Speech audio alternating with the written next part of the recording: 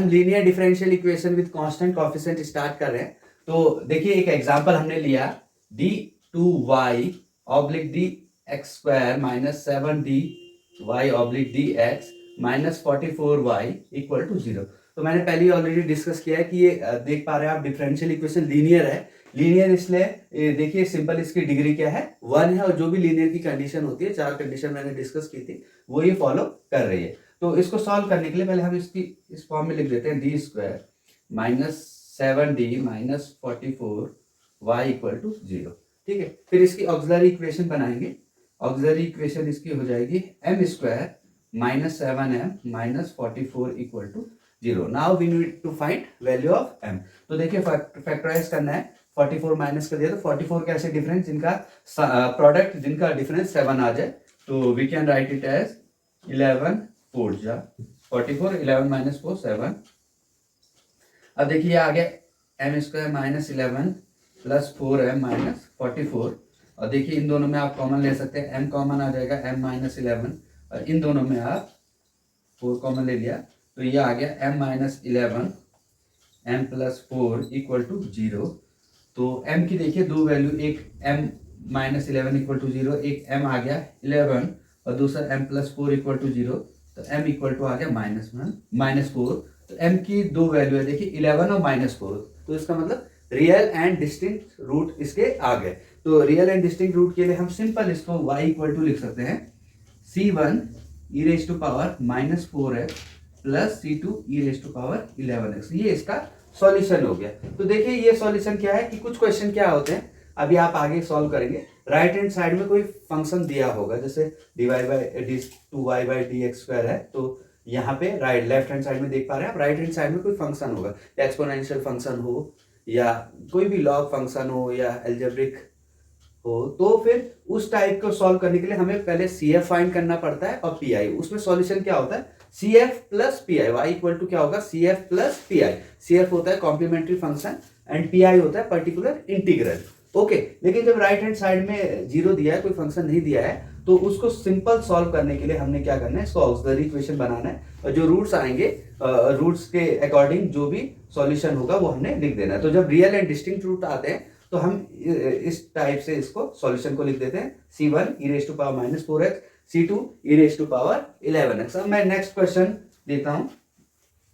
देखिए next question है d2y oblique dx² plus 4y equal to 0। Okay, now you can write this in this form d2 plus 4y equal to 0। Now write in auxiliary equation. Auxiliary equation क्या होगी m² plus 4 equal to 0। अब देखिए m² plus 4 equal to 0 है, तो now value of m will be values of m² equal to minus 4, m equal to plus minus root minus 4, m equal to plus minus 4 into minus 1 plus minus 2 iota. Now there are two values of m equal to 2i and second one is minus 2 iota. You can see ये जो है complex root है।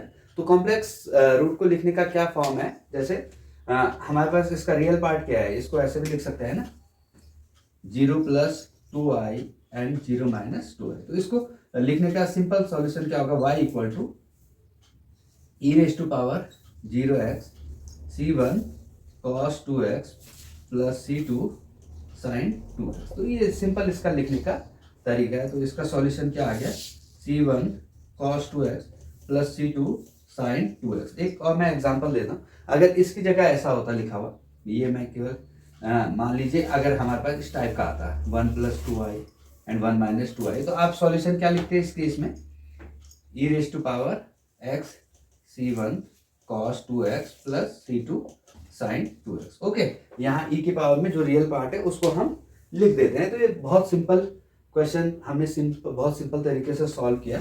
Now हम एक और question, एक और problem लेते हैं, ये आप आई होप समझ गए होंगे।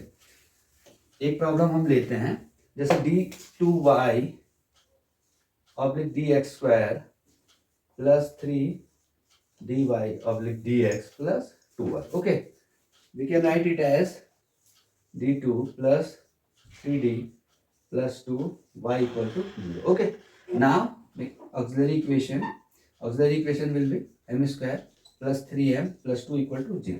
तो आप देखो इसको फैक्टराइज करो, 2 के ऐसे फैक्टर जिनका सम 3 आ जाए, तो बहुत सिंपल है, m square 2m plus m plus 2 equal to 0. Now m is common here, m plus 2 and 1 is common here, m plus 2 equal to 0. We can write m plus 2 and m plus 1. Okay, now m will be -2 and -1. तो आप देख सकते हैं ये भी real and distinct root आ गए इसके, तो डायरेक्ट इसका सॉल्यूशन हम क्या लिख सकते हैं, क्योंकि राइट हैंड साइड में तो 0 है, इसका मतलब पर्टिकुलर इंटीग्रल कुछ है नहीं इसमें.